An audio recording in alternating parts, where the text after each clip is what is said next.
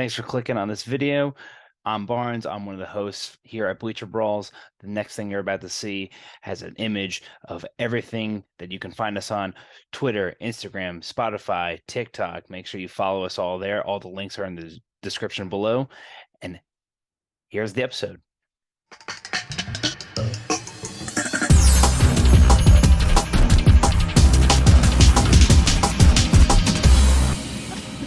And welcome into the show. Here we are. It's Bleacher Brawls. I'm your host tonight on the very first rivalry show of the 2023 season. I'm Barnes. I'm joined by Luke, joined by John, joined by Joey, who's filling in for Pat because he needed a day off because, he's got anxiety like Daniel Bard. And I know Joey's got a lot of things to say about that. No, it's just Matlock is on. Oh, Matt, what the heck?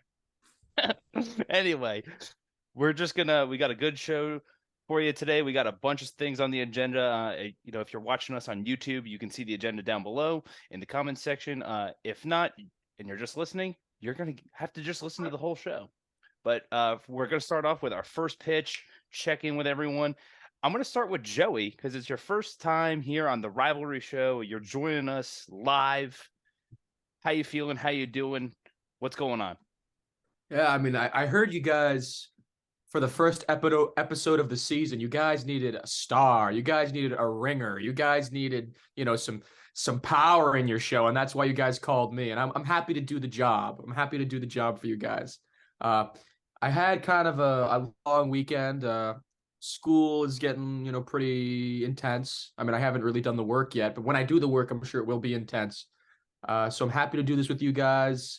I haven't eaten pretty much all day. I'm hungry, but I'm hungry. I'm hungry like the wolf to destroy Luke tonight for his bad Red Sox takes.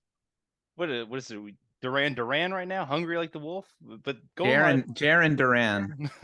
Jaron Duran. Luke, speaking of you, and you have bad Red Sox takes apparently. What's going on with you? Same old. Just trying to get back into dominating the world of fantasy sports. As everyone listening knows, I'm the fantasy football champion, the Bleacher Brawls 2023 fantasy football champion. And I was a little shady on the rules for the start of the fantasy baseball season. So despite being an overwhelming favorite this week, I did not sub in my pitchers that were on the bench on the days that some of them were pitching. So it looks like I'm in for a tough luck loss in week one, but that's how we get better in life. We make mistakes, we move on. If you boot a ground ball, you don't hang your head in shame. You just come back the next time up and you kill it, and that's what I'm going to do. So I feel bad whoever's playing me next week. They're going to eat dirt, and they are going to take a tough loss this coming week. Luke's already firing out the smack talk in fantasy sports. He's firing it out, from Bluminati HQ. If you're watching live on YouTube, and by the way, hold on. Me and Joey are the two Red Sox guys on the show, so we're for all intents and purposes on the same side. Joey opens the show by opening up a salvo right on me, so we're already starting out hot. I like it. Luke, I don't take prisoners. I'm sorry. There's no quarter. There is no prisoners here.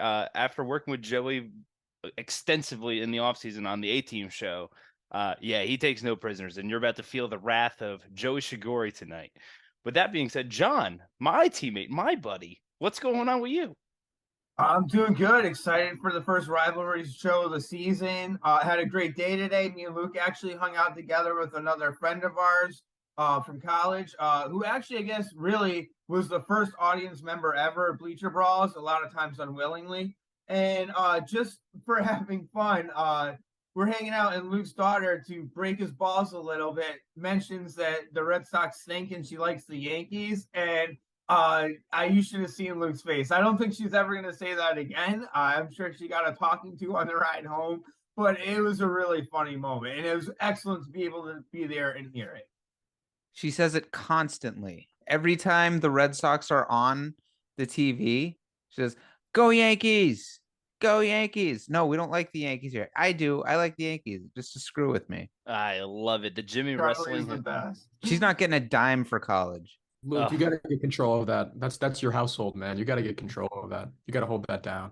Hey, speaking of getting control of the household, how's your housing situation looking, Joey? You Oh, I you fixed got it nailed down, and then it blew up 2 weeks ago, all within 45 minutes. Yeah, so we fixed it. We're living with, I think, like a I don't we're living with our RA, I think, now, but we're gonna I know, but we're gonna solve the problem. He's gonna get a stern talking to, and it's all gonna be good. I'm not Living with doing anything illegal. living with a narc doesn't bode well for stories like the ones we heard right before we went on the air tonight. Well, Luke, listen, you know what? It's always good to be friends with your local police officer. I suppose that is what they say. But hearing that story real quick about Luke, about your daughter, I remember going to a New York Football Giants game with my dad, and the Giants were playing the 49ers, and I'm at the game with my dad, and I'm like a teenager or something like that. And I remember seeing this dad, the younger dad, he was probably like in his mid-30s or something like that, and his kid was wearing a Giants jersey, and his kid was wearing a 49ers jersey. I just look at my dad, I'm like, that's just bad parenting. So, I mean, Luke, bad parent, not a bad parent, we don't know, but hey, I think we've got some fuel for the fire here, John. Definitely. You guys want to hear a funny story about some good parenting that relates to that? One of the best bosses I ever had was a Jets fan, like grew up lifelong Jets fan, told his son, don't be a Jets fan like me, be a Giants fan. I mean, that's some good parenting to say, hey, don't root for this team that makes me miserable. Go find another team. Like, don't get involved in what I am. Luke, have you thought about that? No. Well, I mean, I've had nothing but success from my favorite team for the last couple decades, so it doesn't really apply to me. Oh, please. Barnes' dad, this is why I'm depressed. Because this guy has all the championships and wins, and I have to listen to it.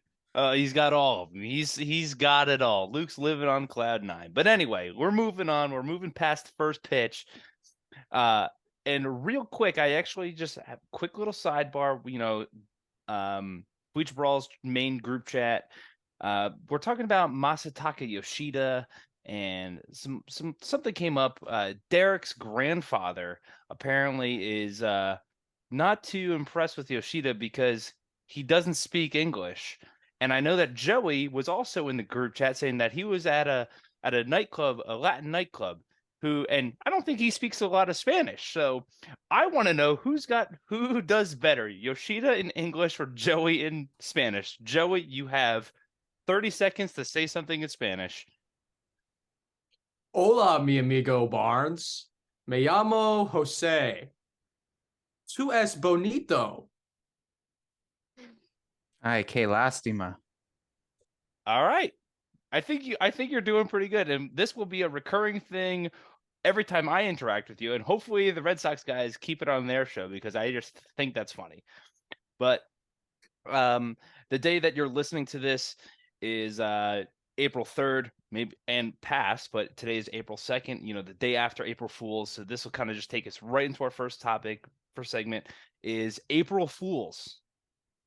I wanted to go over some April Fools. Chris Sale for the Red Sox. So we'll start there. His first start back, he went 3 innings. He allowed 7 hits, 7 earned runs, 2 walks, and 6 strikeouts. And I know we were kind of talking about it before and prior leading up. Kluber gets opening day. Chris Sale stunk on game 2. Does it matter who started game 1? But is the principle in the matter is how are we feeling? Has Chris Sale fooled you? Luke, we'll start with you and then we'll kick it over to Joey. I can't say that he's fooled me because I wasn't expecting him to be the Chris Sale of 2017 and 2018. Maybe the Chris Sale of the end of 2018. That would have been probably the best case scenario, which isn't electric guy or anything. Is a guy who can get you 5 decent innings. But I was definitely hoping for better than that. The thing is, I mean, there were some things to like about that performance. His slider early on, like early in the first inning, his slider, the first batter of the game, Urias or Mateo, I can't remember who it was. He struck him out with a really nice looking backdoor slider. And after the first batter of the game, it was like, oh, wow, he looks good. And then it just snowballed. He didn't give up 3 home runs. He gave up 3 bombs. they were all 420 feet plus. And he was missing right over the heart of the plate, and the Orioles did not miss a thing. And look, these Orioles can hit. They're pretty good off. They're going to be a pretty good offensive team this year, but I mean, you can't miss like that to anybody in the major league. So look, his fastball was touching 97, right?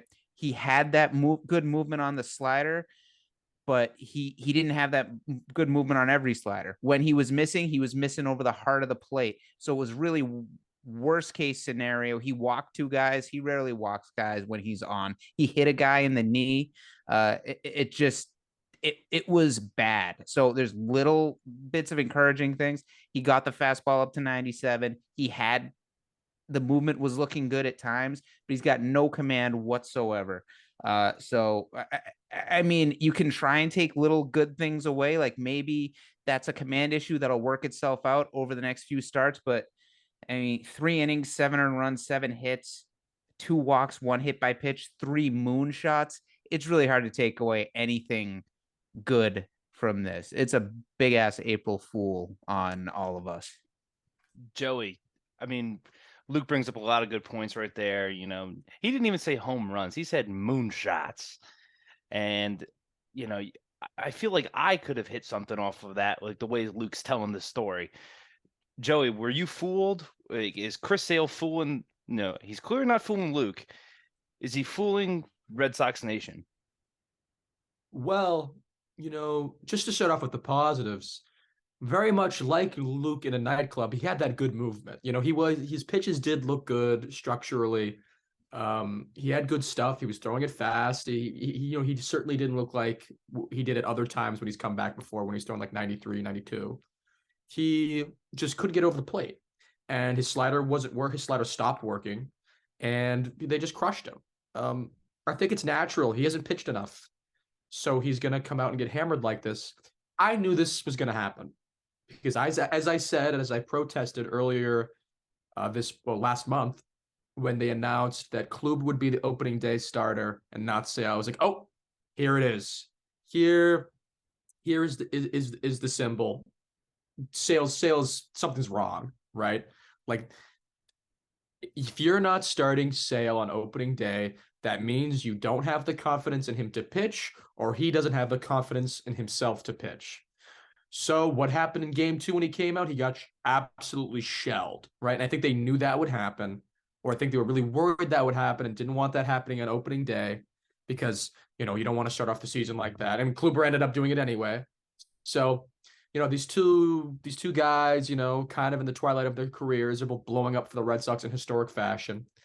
I think Sale can get it back. He just didn't have the command. It was really like it resembles it actually resembles a lot of young guys when they first come up to the majors. When they have great stuff, they just can't find control, and that's an issue for a lot of players when they develop. Sale has kind of been born again. He's been gone for 3 years, or most of 3 years, so he's going through the same growing. He's the Benjamin Button of baseball. So hopefully he's going to get his control back. But I was not fooled. The minute I knew he wasn't starting opening day, I knew that was done. But I will say I'm very glad he didn't pull like a Garrett Richards. If we all remember Garrett Richards making excuses for himself after he got crushed yesterday. He didn't. He just said, listen, it was my bad. It was one of the worst days of my life. Please, guys, I'm really sorry. He didn't say, oh, the ball felt like this, and, you know, I could have won if I had done this. At least I didn't hear any excuses. There's no crying in baseball, and he took it on the chin. So, yeah, I mean, when we were doing that last exercise with the A team, you know, bringing up the one-word prompts, you know, I think my word for Sale was shadow, because I think he's a shadow of himself. I do think that there's a lot of positive takeaways from Sale's performance, that he has the stuff with all those strikeouts. He just doesn't have the control. He can definitely get it back. And, you know, I know Red Sox fans are definitely looking forward to that. Yankees fans, not so much. But Yankees fans, John, our April Fools, Michael King, 1 2/3 innings, 4 hits, 2 earned runs, 1 walk, 3 strikeouts. Clay Holmes, 2/3 of an inning, 3 hits, 2 earned runs. Are these guys fooling the Yankees fans? Are they fooling you? I think one is and one isn't. I am going to give Michael King the benefit of the doubt at the moment. He hasn't pitched in a major league game in a long time. He went down with injury early in the season last year. We've seen a lot of potential out of Michael King, so he gets a little bit more of a longer leash. Clay Holmes, this is starting to look like it's a trend. I mean, he did not end the play last season well. He did not end the playoffs well. I know Luke's gonna say, oh, the Red Sox broke Clay Holmes, kind of like how the Yankees actually broke Chris Sale. But like, let's face it, like Clay Holmes is concerning. Like, I think the Yankees have got to start worrying about who's going to be their closer, because I'm not comfortable with Clay Holmes, because right now he's a fool. I think I'm in the same boat. I think Michael King has the potential. I think he has the ton of upside. I was watching him pitch. He's similar to Sale, had the stuff, not necessarily the command. I think Clay Holmes is a bum. If you listen to the podcast last year, I've been saying the whole Clay Holmes was pitching above his weight class. I know that Luke thinks that if you have a 48 game span of being really good, it makes you top notch. And for those 48 games, he was top notch, Clay Holmes. But look at his career stats. He's just some other guy putting on a uniform, coming on in the 7th, 8th, 9th inning. Clay Holmes is just a guy. So let's not get too worried about it, Yankees fans. John, it's definitely an issue that the Yankees don't have a closer. But Luke is right until he's wrong. Isn't that right, Luke? Hashtag broken. But that being said, John's got one final point. One final point. The Red Sox did not break Clay Holmes. Derek broke Clay Holmes. All right. We did a tier list where me and Barnes were like, no, this guy isn't that good. And Derek just insisted, no, he's great. He's at Aaron Judge's level this season. And clearly that wasn't the case. And pretty much immediately once that video was posted, that's when Clay Holmes started pitching bad. So Derek broke Clay Holmes, not the Red Sox. I second that. I'm doubling down. It's Darren's fault. So, but yeah, that being said, Luke is always like, the Red Sox broke Clay Holmes. Joey starts the show off with Luke has terrible takes. But I want to say one thing. So, Luke, I'm patting you on the back right here. I'm here to help you out because I know your teammates hitting you with the steel chair. I'm coming over and breaking it up, making it a fair match as the referee. And because I know that, Luke, I know you and Joey's dad are like best buddies.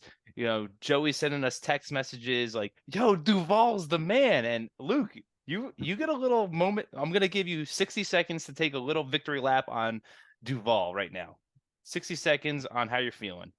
Oh boy, I'm so glad. I wasn't expecting this. I'm so glad it happened because a few weeks ago, the A-Team was doing a show. They asked, Barnes asked Joey and Cassim, who do you expect to be the second biggest offensive contributor for the Red Sox this season? And so they answered, because that was based off of the show that John, Pat, and I did. But John, Pat, Derek, and I did a few days earlier where we were asked the same question. And I said, Adam Duvall is going to be the second biggest Red Sox producer. And you were recapping our answers from the Monday morning show to Joey and Cassim. And Joey said, Luke said Duvall? Like his voice cracked like that and everything. And, Barnes and Cassim both laughed. And so I'm definitely taking a victory lap for Adam Duvall right now, because I don't think anybody. I'd have had him hitting cleanup in between Devers and Yoshida coming into the season. I think he's going to do awesome playing his home games in Fenway Park. He's going to wear out the Green Monster. He's going to hit 35 home runs, and his average is going to go up because a lot of flyouts he probably had in Atlanta and other parks will probably scrape the wall for doubles. And I think Red Sox fans at the end of this year are going to be saying, Hunter, who was that guy? Because Duvall is basically a Renfroe that plays better defense and doesn't make the stupid cowboy hero ball BS mistakes that Renfroe makes. So this was just a little taste of Duvall. I still have time left, Joey. So this weekend is just a taste of what you'll see from the Duvall show this season. So buckle up and enjoy. Okay. Well, let's first of all, I mean, it's been 3 games. I know you're kind of known for this, Luke, being 3 games with 8 being kind of RBIs. being kind of quick with the gun. You know, you said to get off the bandwagon in June last year, right? You had to be on the bandwagon. Nick Pavetta's the ace after 5 starts, you know. So here you're doing it again after 1 series against the Baltimore Orioles. Duvall's the best hitter in baseball. I know. And listen, I root for Duvall. I'm a Red Sox fan. I want this team to succeed. You know, I'm not a hater. You know, I want Duvall to do well, and I think Duvall's a good player. But if he ends up being the second biggest contributor offensively on this team, it's probably not a good sign because you probably want that out of Yoshida or Turner, right? Or Cassis. You probably want that. Further, so you're saying this Duvall guy is the next Renfroe. Does this mean you're going to trade him in the offseason for like some scrub? And then did they tell us how great it was? So because I'm gonna miss him. I don't want to get attached to him if we're gonna have him for only a year, and then you're gonna trade him for some 4A bum who can't even hit above his weight. So just let me know now, Luke. Prepare me mentally and emotionally for that because I just can't go through it again. You got 30 seconds of a retort before we move on. Okay. So basically, yes, we got a Renfroe with better defense right now who signed a 1-year deal for $7 million. So he's even cheaper than Renfroe. And Duvall isn't a guy who can't stay on a team for more than a season before teams like, you know what, I don't want this guy playing on my team anymore. I'm going to send him elsewhere or let him sign elsewhere. You know, Duvall was on the Braves. I think became a free agent, went somewhere else in the offseason. Then the Braves brought him back for the World Series run in 2021, where he led the National League in RBIs with 113 RBIs, also had 38 home runs 2 years ago, not 4 years ago, not 6 years ago, 2 years ago. And last year he got his season cut in half because he hurt his wrist. So, and if you don't believe me that Duvall is going to be great this season, you can ask somebody else. You can ask another guy who's twice your age that has a lot of wisdom that you really look up to in this life. You can ask your old man, my buddy. We got coffee at Starbucks this morning. He's doing good. He expects great things from you, Joey, and he's glad you get to spend some time with me every week so I can keep you on the straight and narrow. All of this being said, I think Red Sox fans are, despite Joey, are all looking forward to Adam Duvall's performance. But as Joey said, Luke is usually quick-witted and goes, "Oh, well, 3 games. This guy's the best." That's going to bring me into my next little thing is 3 games in. I'm going to call this the Deion Sanders. Deion Sanders once said, he goes, if you look good, you're going to feel good. If you're feeling good, you're going to play good. And if you play good, you're going to get paid good. Prime time. And that guy was also a New York Yankee for a very short time, and he was not a Red Sox. But so I'm going to start with Luke. I'm going to start with John on this. Then I'll work our way around. We're gonna go one player who's looking good right now after 3 games, one guy who feels good to you after these 3 games, and then one guy who's playing good right now. All right, so we'll start with John. Someone who's looking good for the New York Yankees. Starting with the Deion Sanders theme, it must be the money. Aaron Judge coming out looking good. His 2 home runs, diving catch in center field, just better leadership than Kike Hernandez. Like, this guy just looks good right now. And I think we're expecting another big season from Judge. Maybe not 63, but big season. He looks good. Joey, someone who's looking good for the Red Sox right now. Wow, who's looking good for the Red Sox? For me, who's looking the best right now is Duvall. I mean, who knows? Are his looks fading? Who knows? Will Duvall take off his makeup and in the morning we'll see him and not like how he looks anymore? I don't know. But Duvall, as of right now, is playing excellent. He's looking really good, and we're happy he's on the team. Luke, someone who's looking good for the Red Sox.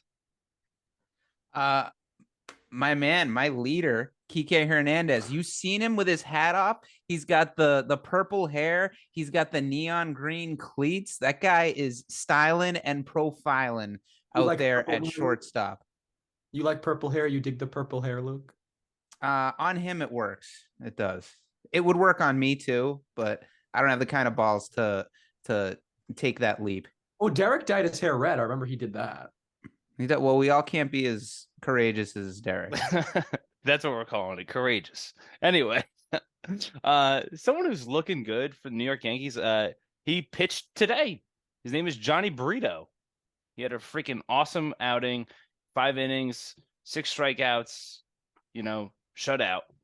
I don't know what more you could really ask for a guy that we asked to step in who was going to start the year in AAA. So really happy with Johnny Brito. He looked really good today. A lot of swing and miss stuff. We'll go same order. Feeling good. Who's a player that feels good? John, we're starting with you. Wipe that smirk off your face. The player that feels good would be Giancarlo Stanton.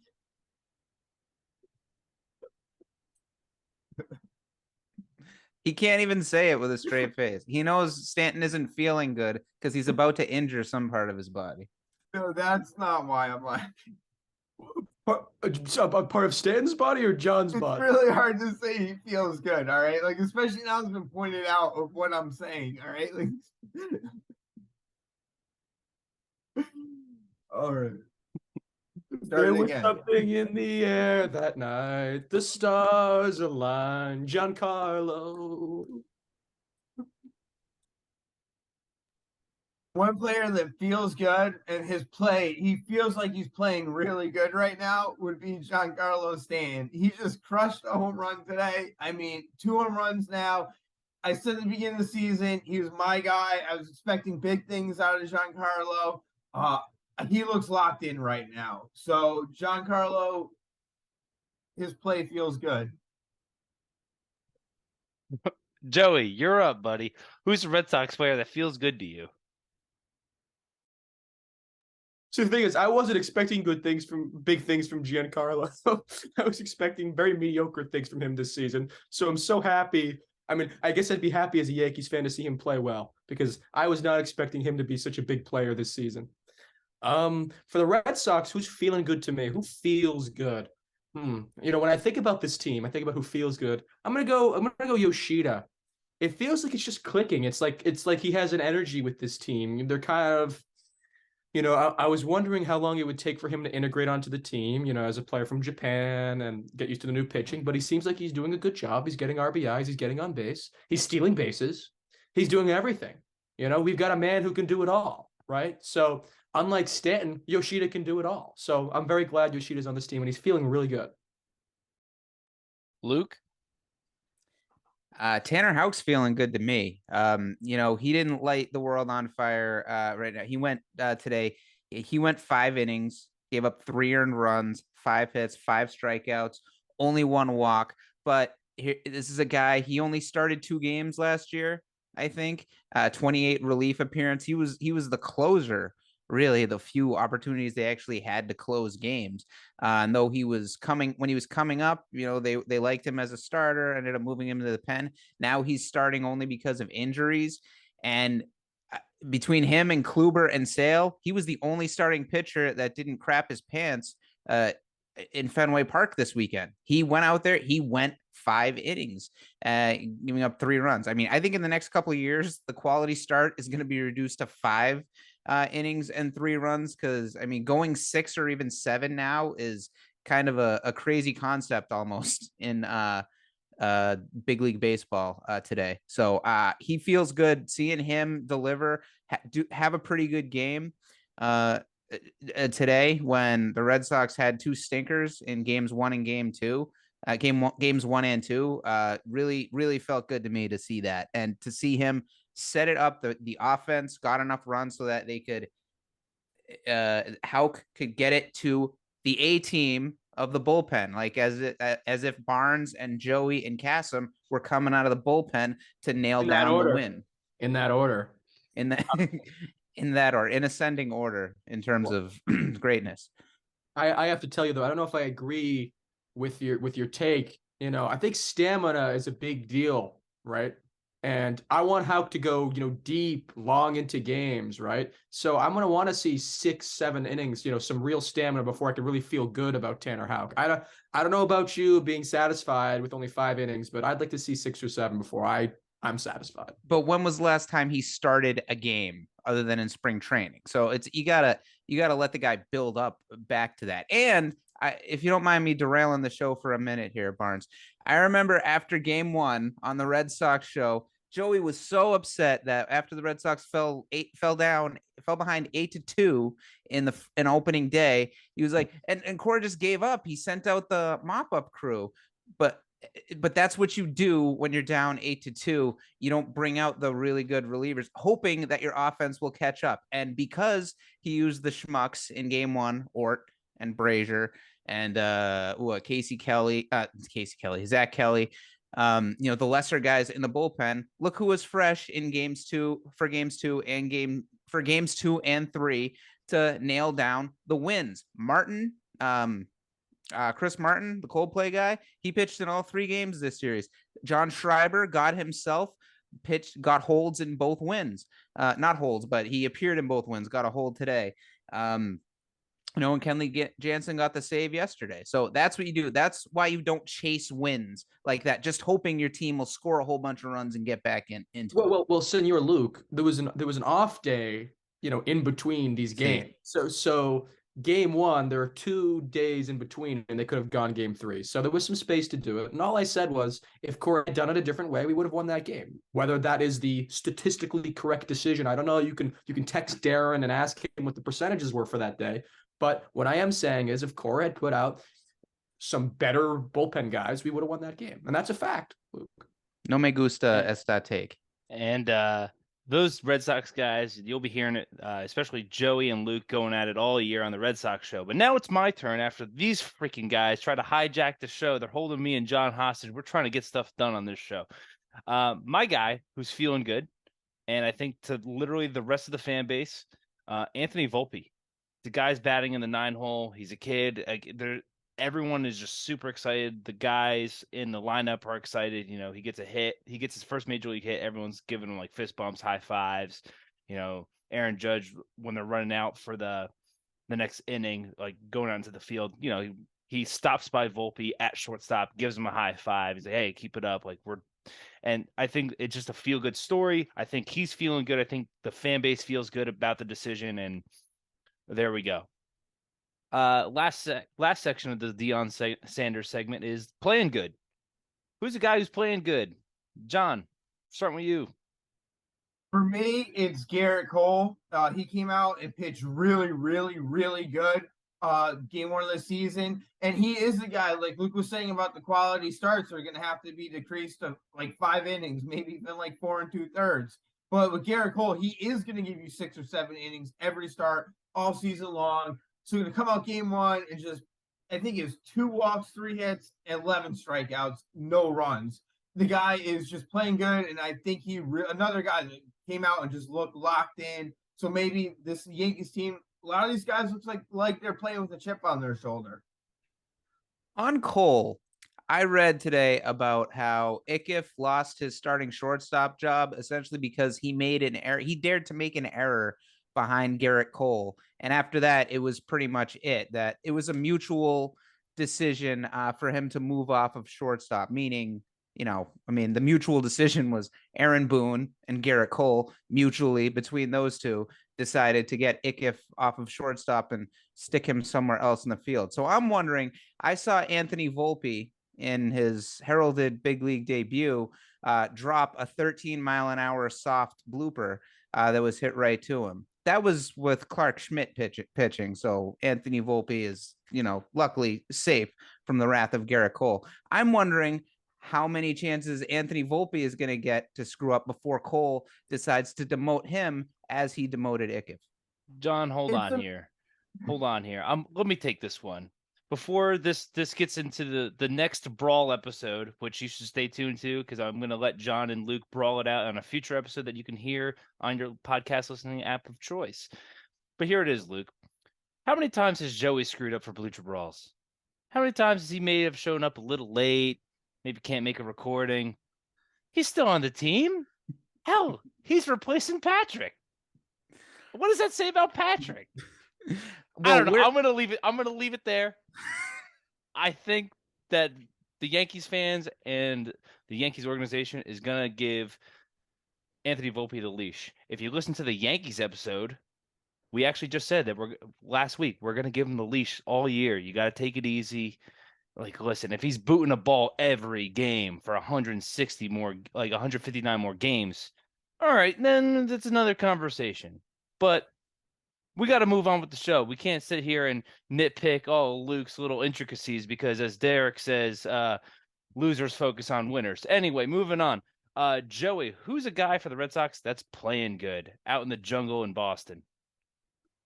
Playing good out there on the jungle that is the baseball field, the warfare that takes place on the baseball field. That's a good analogy, Barnes.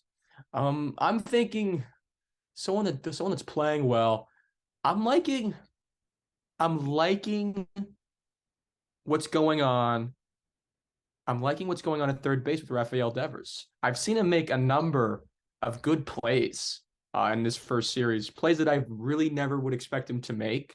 So I'm feeling very good about Devers' fielding abilities. He's getting on base. He's hitting. It's all good to me. It's all love. And just to say, I do agree with your take on the Yankees, Barnes, about Anthony Volpe, right? He can make 100 errors this season. He'll still always be better than IKF. Just like I can be late to 100 shows and I'll still always be funnier than Pat. We're kinder than Garrett Cole. Let's put it that way. Oh, Cassim isn't. But anyway, moving on. Luke, who's a player for the Red Sox that's playing good right now? Joey blows. That's playing good. Well, well, look, Joey already covered Adam Duvall earlier, saying he was looking good, and look, he's looking fly. But so I'm just gonna go on a more macro level and say the Red Sox offense is looking sensational. I wrote on Tuesday in my 3 up and 3 down column that this Red Sox offense was going to rake. And they got 28 runs in the first 3 games of the season. Now, their pitchers gave up 23, I believe. So it's not all good news. But Adam Duvall just destroying baseballs in Fenway Park, as I knew he would all along. Devers looking good, not slamming them out of the park yet, but getting those hits, getting on base for the guys behind him. Kike Hernandez is now tied with Aaron Judge for 2 home runs. He's making his run at 63 this year. Alex Verdugo has looked really good, looked good in those first 2 games in the leadoff slot, and now against the lefty, had a couple of hits. So, I mean, just the offense, top to bottom, looks sensational. Even Yoshida hasn't really smoked any. He drove in a run with a little infield chopper today. He's got a couple blue pits, so he's working his way in. I mean, those Japanese players, every single one of them, they come over. They're always working hard. They're always positive guys, every single one of them that comes over. I mean, I see nothing but good things on the horizon for Yoshida. But I mean, this Red Sox offense is playing phenomenal. And you remember last year, it was hard for them to scratch a run across. And I think raking like this in the first 3 games and getting a big walk-off win like that is just so big for a team early in the season that it just really gets them confident, and it really gets them having fun. Winning cures all. Winning makes everybody feel good. So I think starting off this season, especially with a walk-off win like that, is just so huge for a team whose offense was so rough last year.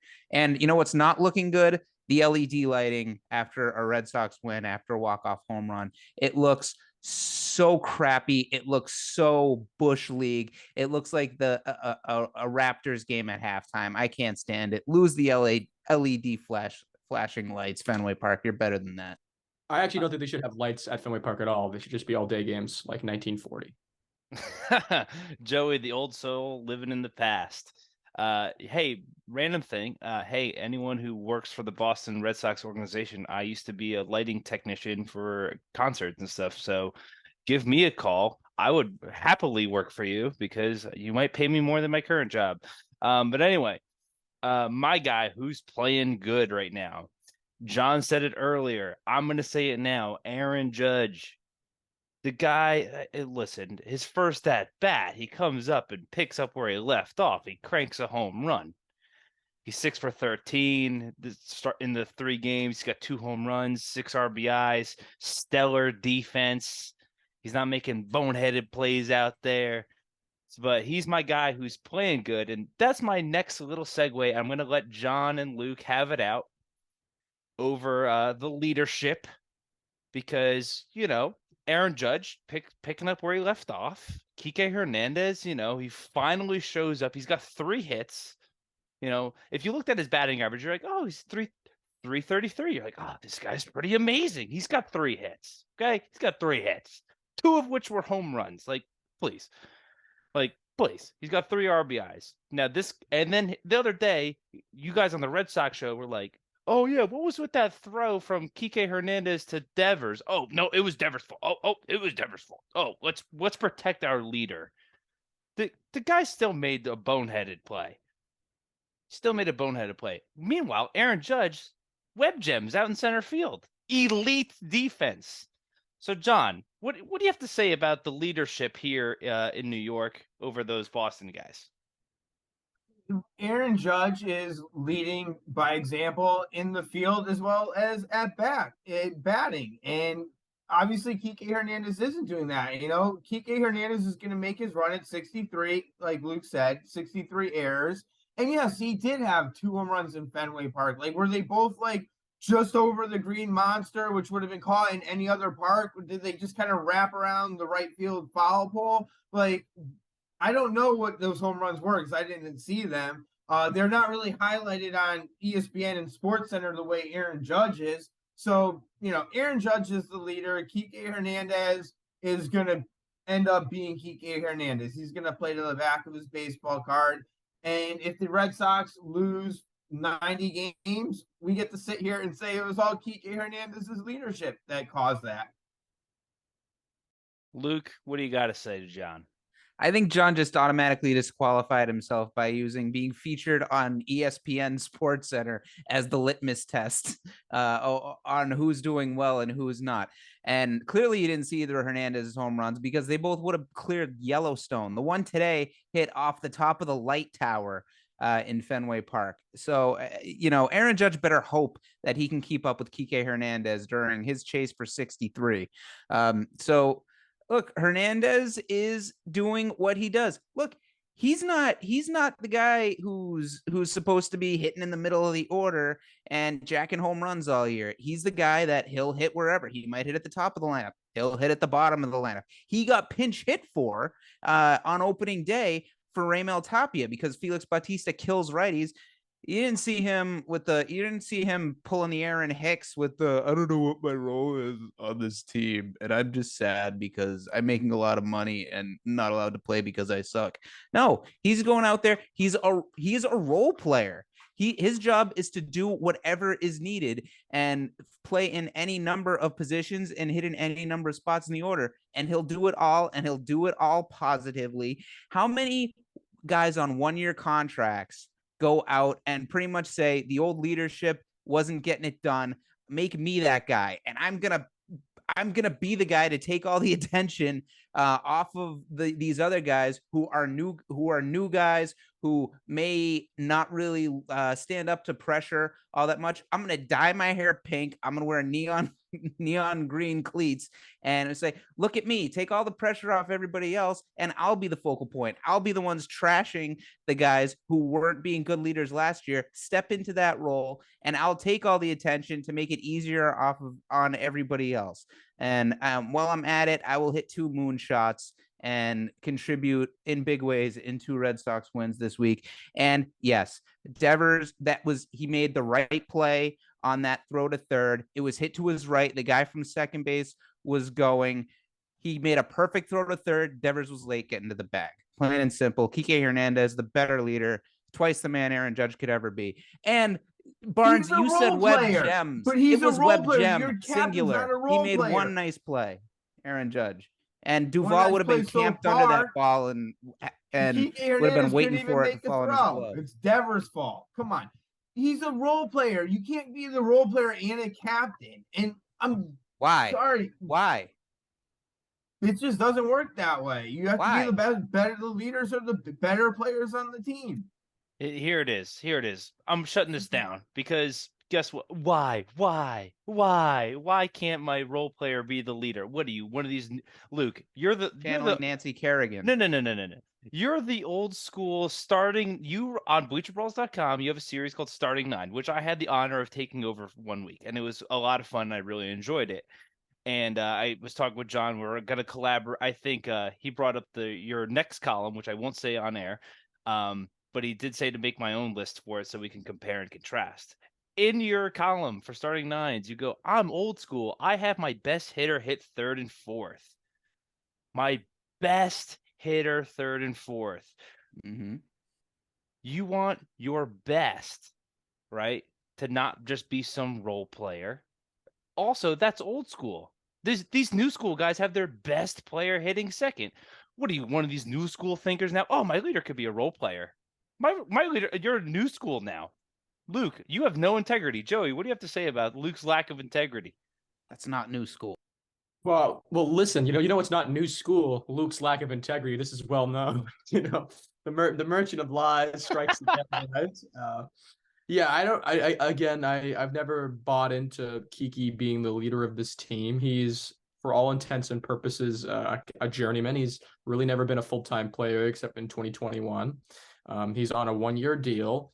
And, you know, I mean, if you're going to be a player that's not the best player on the team or not part of the top echelon of the team and be a leader and be the captain, well, you better have been on that team 9 years. Like, you better have been on that team since everyone can remember, and you better live and breathe that organization.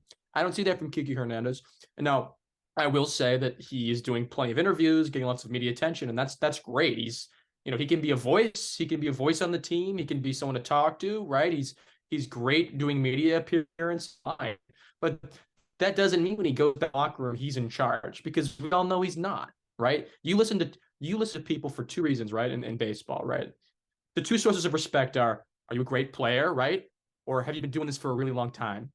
And Luke, you know, we listen to you because, you know, you're a pretty old guy, you have some experience, but it's wearing very thin with these bad takes. You know, we're giving you the benefit of the doubt because you're so old. But one of these days, you know, I'm going to need to see some talent out of you before I can, you know, see you as a leader on Bleacher Brawls. So journeyman, he's like a 9-year veteran. He's played on 3 teams. He was with the Dodgers for like 7 years. How can he be a journeyman? And he also played for Puerto Rico on the World Baseball Classic and cried when Edwin Diaz got hurt. When I saw Kike Hernandez cry, my estimation of Kike Hernandez as a man just effing plummeted. John channeling Phil Leotardo there. But look, he did cry, Luke, and you're the first person to get on any athlete that ever cries except for Tom Brady. So if you're going to kill David Wilson for breaking his neck and not being able to play football anymore and crying, if you're going to kill whoever else it was, the last guy that cried, you got to get on Kike Hernandez's case for crying. And if you have problems, do not go to Luke if you're crying, because he will not listen to your bull crap. But anyway, I'm a sensitive soul. I wanted to move on to something that Joey brought up in the group chat. He retweeted someone on Twitter, at AlexFast8 on Twitter, stolen base opening day comparison. 2022, there were 5 stolen bases, 4 caught stealing, so the success rate was 56%. 2023 opening day stolen bases, 21, caught stealing 2, success rate 91%. We are having a stolen bases pandemic already. You know, Jorge Mateo on opening day had 2 stolen bases against the Red Sox, and I think he picked up another 1 or 2 throughout the rest of the series. How, like, all of us kind of predicted the uptick in offense, you know, as Joey kind of made it very clear with his super awesome take, as Luke cheered him on for. And opening day was a great indicator of these stolen bases. And how are we feeling about the huge spike, and how is it going to impact the rest of the season? Joey, we'll start with you because it's your topic.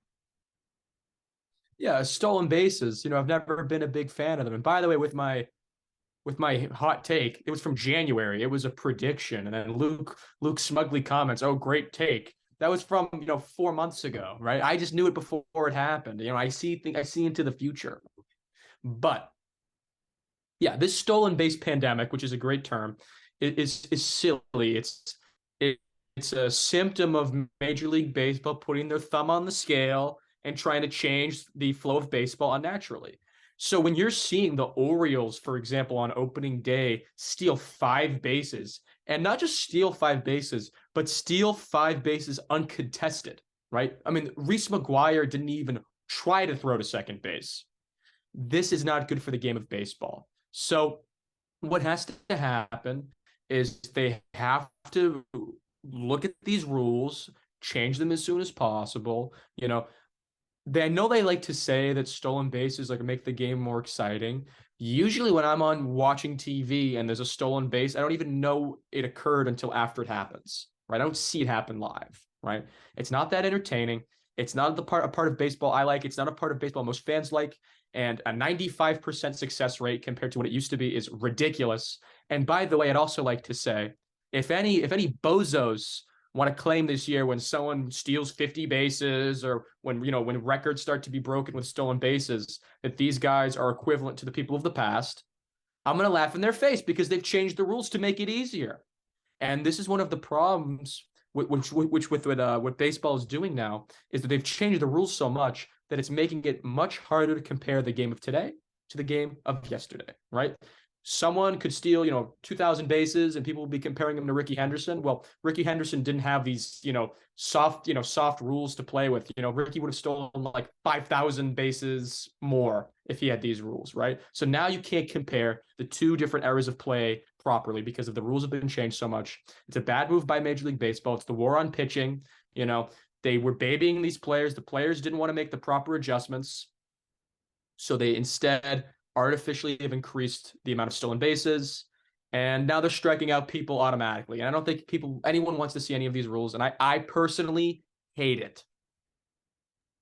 So Joey's little mini rant right there was about, how the stolen bases is kind of negative for the game of baseball.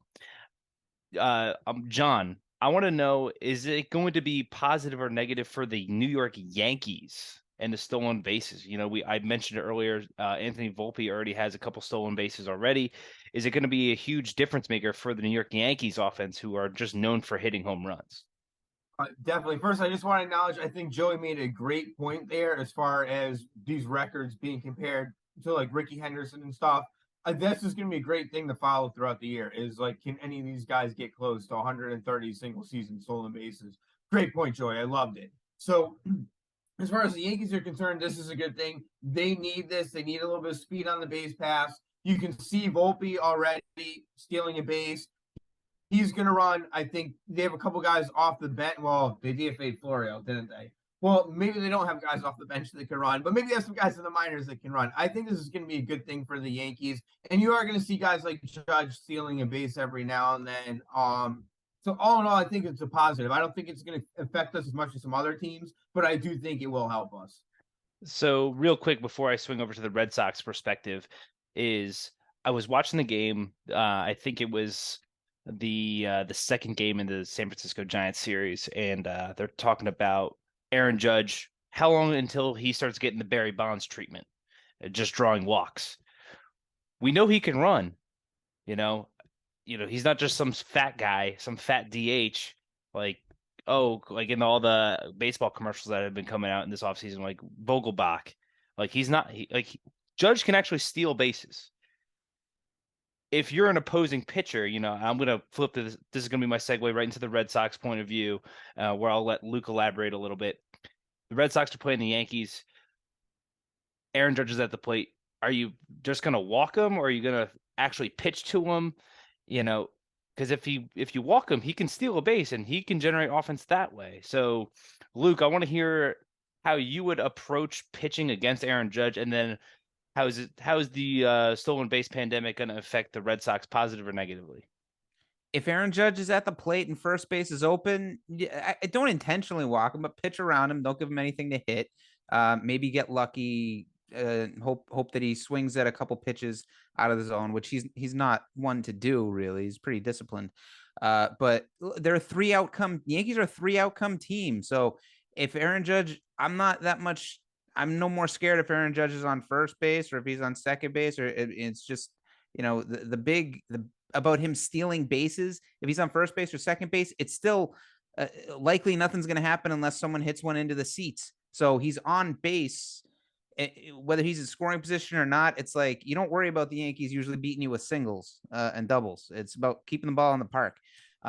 So I don't think the Red Sox are going to really be taking advantage of the stolen bases too much. They're not built on speed. Maybe in the coming years they will. They got David Hamilton down there. He stole 70 bases in the minors last year. They, Mayer's pretty athletic guy, but I mean, there's nobody. I mean, maybe Kike Hernandez will steal a base here and there.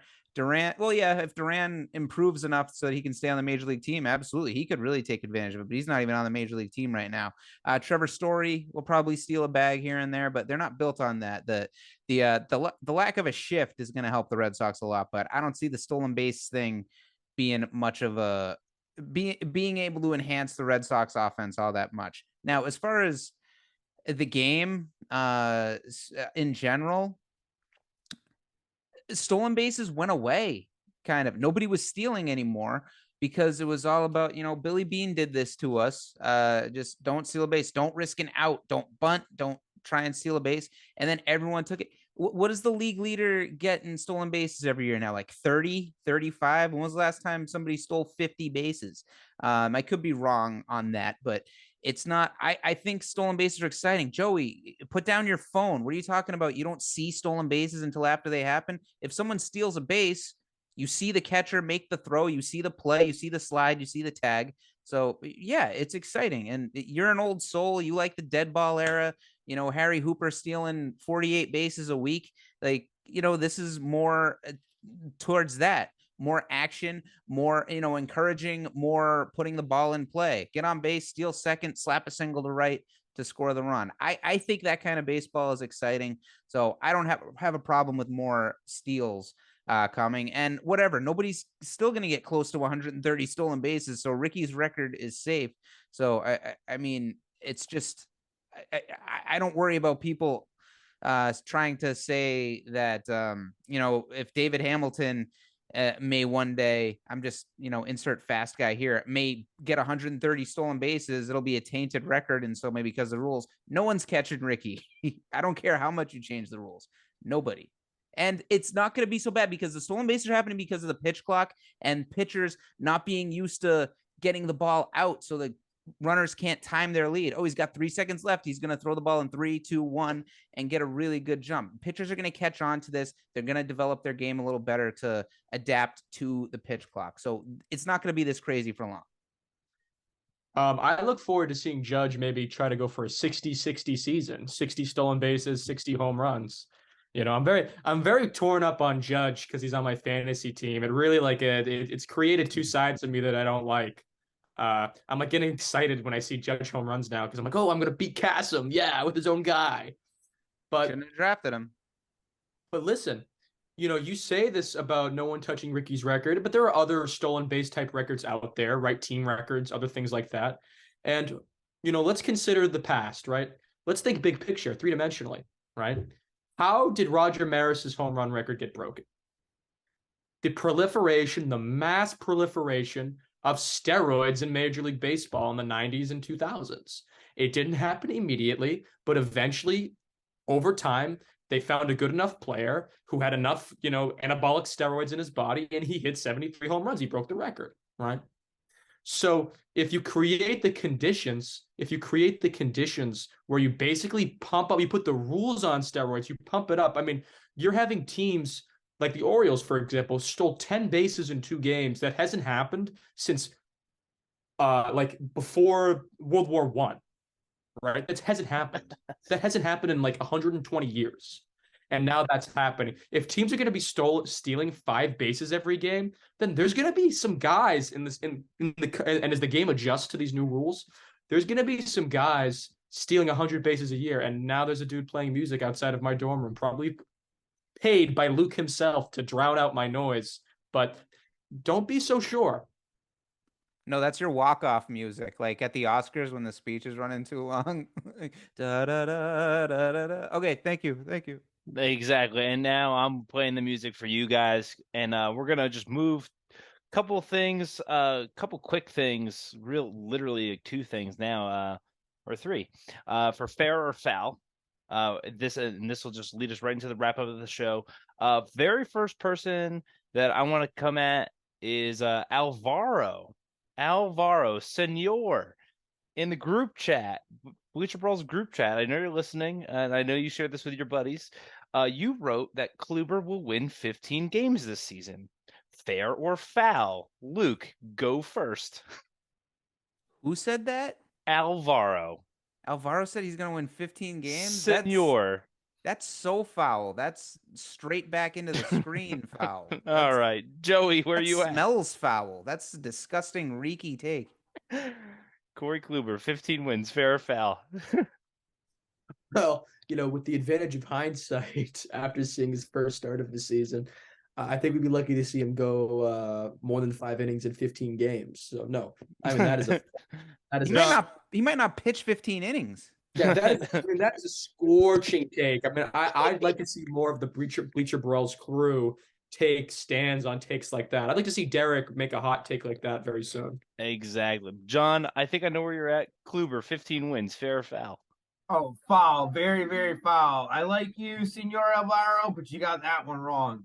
Hey, and if you get a chance, make sure you go to bleachbrawls.com. Alvaro just posted a great Legends themed calendar throughout the season. Check it out. You can get it on bleacherbrawls.com. I did like you, Alvaro. I'm not so sure now. Next, And for what it's worth, that's my personal favorite of all the calendars Alvaro's done so far. If you guys are listening to this, check it out. It's a great calendar.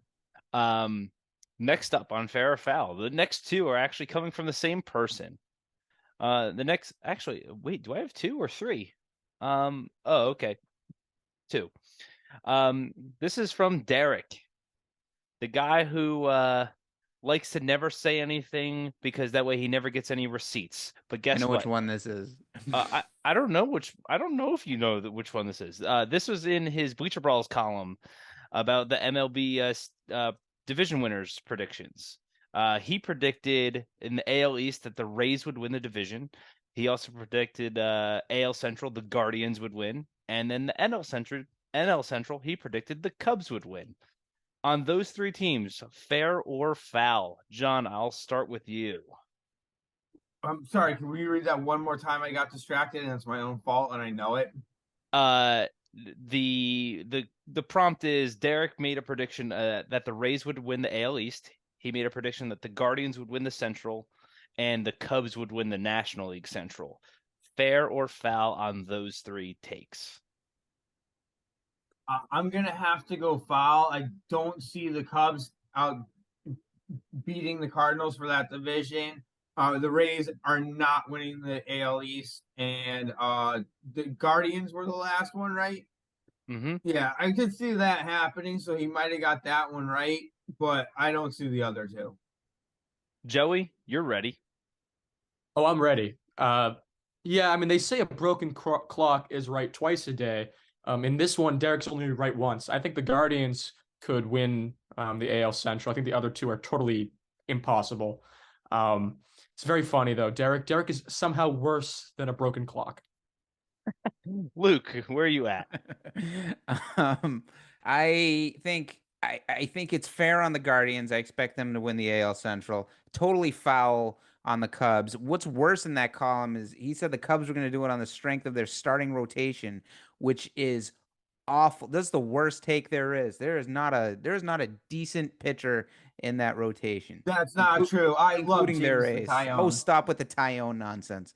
And the Rays one is the AL East is so wide open. The Rays is like a drip, like a ground ball that's about to hop right over the bag. It could be fair, it could be foul. I'm gonna say foul, but you never know with the Rays. You got Tyler Glass now and Shane McClanahan and Shane Baz and Springs and Rasmussen. They could do it. I'm going to say foul as well. I think that the White Sox could win the Central. I think that AL Central could be Sox or Twins, not the Guardians this year. The NL Central, no way. You're telling me a team that has Goldschmidt and Arenado is not going to, please get the hell out of here with that. And then the Rays, they always find a way to get hurt. They always do, and then they never recover, and they somehow win enough games to get into the playoffs with a bunch of no-name scrubs, and then get eliminated. So foul. Another one came from Derek. This is the last one. This came from the Red Sox show. In regards to why Sale didn't start opening day. Let him enjoy his birthday. Luke, you seem very giddy. We'll start with you. Fair or foul on letting Chris Sale enjoy his birthday so he can get blown up in game 2? You gotta love Derek. Once you get him, he's like a deaf Jack Russell Terrier. Like but you can't get him back. You can't calm him down because he can't hear what you're saying once he's gotten started. I mean, if that's the reason, then get Sale off the team. Like, I want to enjoy my birthday. I gotta blow out my candles. I'm gonna be eating a lot of cake, so I don't want to cramp up on the mountain. What are you talking about? And that wasn't the reason. That wasn't. I mean, who knows what the reason could be? There's 17 or 18 probably much more viable reasons why Sale did not start opening day. Even if I don't know which one it is, then let him enjoy his birthday. After your 21st birthday, none of the birthdays even matter anymore anyway. You're just getting a year older. I His stopped 34th enjoying birthday, whatever it was. I stopped enjoying my birthday 20 years ago, and Sale isn't that much younger than me. Like, that was the worst thing I ever heard. John, let him enjoy his birthday. Fair or foul? I really like Derek. I like recording our YouTube videos with him. You guys, if you're listening to this, haven't done those, check those out. Some of those are really, really good. I don't want to crush him for this. I'm trying to be a good teammate here, something Aaron Judge understands, and Kike Hernandez could only dream to be the leader that Aaron Judge is. So I'm gonna say fair. Maybe Derek's got some inside information that like Chris Sale is likes to drink a lot and was just gonna inevitably be hungover. So that was why they're like, hey, let him enjoy his birthday. This guy has a drinking problem, and Derek was aware of that. So I'll go fair. Derek, you're my guy. Joey, fair or foul on letting Chris Sale enjoy his birthday and missing a start? Or not getting the opening day start? Seeing and hearing what John just said really reminds me of like the finger poke of doom. He just took it from Derek. He just laid down for him. I don't know if I can respect you after that, John. We call Luke the Merchant of Lies. We call him Luke the Lemming, but you might become on the pawn if you're gonna be backing up Derek on these flamingly bad takes. So no, obviously it wasn't because of his birthday. No one cares about Chris Sale's birthday. I certainly don't. Hopefully Derek finds the help he needs, because there's clearly voices in his head telling him that it's Chris Sale's special day, and it's not real. No one said that. So someone's talking to Derek, and it's probably himself.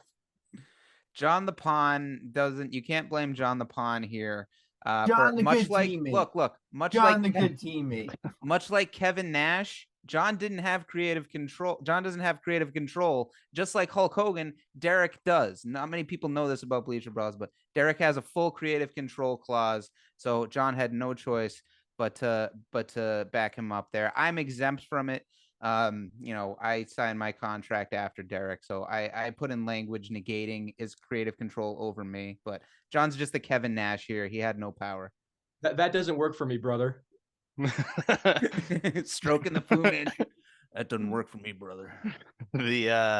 Yeah, listen, Luke said it best. After your 21st birthday, none of your birthdays matter anymore. And for a fact, I actually never celebrated a birthday past age 8. Okay? That's why I'm a sad shell of a person. I did not celebrate birthdays after the age of 8. So this take on Chris Sale, let him enjoy his birthday, foul. I shared a birthday with 4 other kids in my school, and they all had awesome birthday parties. So I was like, my birthday party. We're going to their birthday party. I know they're gonna have a bounce house, ice cream cake, pizza. I was like, listen, if we come to my house, we're gonna be sitting on the floor playing freaking Monopoly or Risk. Like, no. Let's go to their party. It's gonna be awesome. So foul on letting anyone enjoy any of their birthdays. Birthdays are not to be had fun. But that brings us to the end of the show. We always like ending on a little fun game like that, and I had a lot of fun with digging up. Luke, what did you think that my fair or foul was going to be? I thought it was going to be, when you said it was two of them were Derek's, I thought one of them was going to be Marcus Bloman winning the National League Cy Young Award, because he said that a couple times. Let's do that really quick, like really fast. You get 10 seconds. Yes or fair or foul? John, Marcus Bloman, Cy Young. Yeah, I mean, I was a good teammate once, so that's the limit for the night. No, that's foul. Hogan's gonna bury you now. Derek Hogan is gonna bury you for what you just said. Luke, fair or foul? It's foul, of course. It's foul. He's gonna bury you too, Joey. Fair or foul? Joey, you're muted. I can't actually be buried by Derek. You know, I have real independent creative control. I'm gonna go out and cut a promo on Derek and say he's absolutely wrong, and he shouldn't be allowed to write about baseball anymore after that horrendous take. I'm actually gonna go out and predict something else. I'm gonna predict that Stroman ends the year with more losses than wins and an ERA above 4. That is my prediction. Oh, I love it. I'm gonna predict that when that happens, he's gonna blame somebody else about it and tweet really nasty stuff about probably Jameson Tyone and blame him for it. Yeah, of course. It's foul. It's clear to see it's foul. He's not going to be. It's 3 games.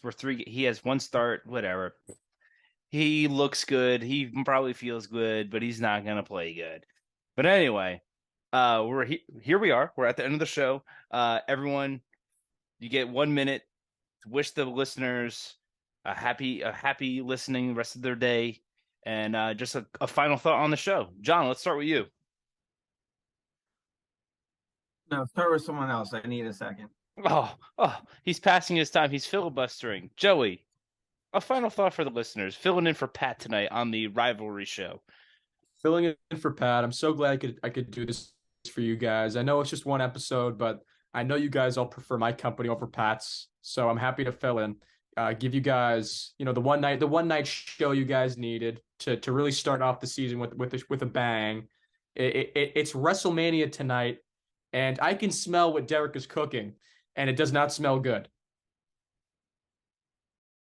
Luke, final thoughts for the listeners. Well, John's wearing a Macho Man shirt, and it's WrestleMania weekend, so I guess I'll end my part of the show like this. Thinking. Oh, yeah, Bleacher Brawls finishing up the show tonight on WrestleMania weekend. And the Red Sox won 2 games. The Yankees won 2 games, but the Rays won 3. And the Orioles sitting at the bottom of the division where they belong. And they're going to stay there for the rest of the year. Dig it. All right. You heard it there. The Orioles are going to stay at the bottom of the division the rest of the year. Can you dig it, John? Can you dig it? Oh yeah, brother, I dig it. So yeah, now it's my turn, and I had a moment to think about this. I actually wanted to attack something that was said on the group chat when the Yankees got Frenchie Cardero to be their 5th outfielder, 6th outfielder, whatever he's gonna be. The Red Sox fans were like, oh, look at this, or at least Pat and Luke anyway. We're like, oh, that's such a joke. Ha, ha, ha. Good luck with Frenchie. Well, the Red Sox wanted Frenchie Cordero to be a good player. He started 84 games. He played in 84 games with 70 starts for them last year. And when he came up on April 29th through, I guess, the beginning of end of July, he was an everyday player for the Red Sox. The Yankees are not asking this guy to be an everyday player. It's completely different. It was just the Red Sox. It was just another failure of a trade by Chaim Bloom to get a guy that they just inevitably had a DFA. You trade an all-time fan favorite for Andrew Benintendi. You want something out of Frenchie Cordero, and he failed for you. The Yankees are not in that same situation. This is a guy to fill a roster spot until Harrison Bader's back. All-time favorite, All Andrew time. Benintendi. Exactly. You loved him. You loved Andrew Benintendi. Oh, Benny Biceps. I love Benintendi. I talk about Benintendi more than I talk about Mookie Betts. He's got the biceps. Ooh. Okay, and now now it's my turn. It's my turn. That's what it's felt like all night. Luke and Joey hijacking the show, holding John and I hostage. But here we go. We're closing out the show. Thanks for joining us. I had a really good time here on the first rivalry show of the 2023 season. We hope to see you next time listening in with us. I was joined by John, Luke, and the man with the star power, Joey Shag himself. Thanks for joining and filling in. You gave us the star power we needed to get through this very first opening day weekend. So, Joey, thanks to you. And if you're listening, I hope you have a great rest of your day, great rest of your evening, and we'll see you next time. Franchi blows. All right, folks, that's the latest episode of Bleacher Brawls. Thanks for tuning in, for rating us 5 stars, and leaving us a nice review. And don't forget to check us out on bleacherbrawls.com, on YouTube, and on Twitter.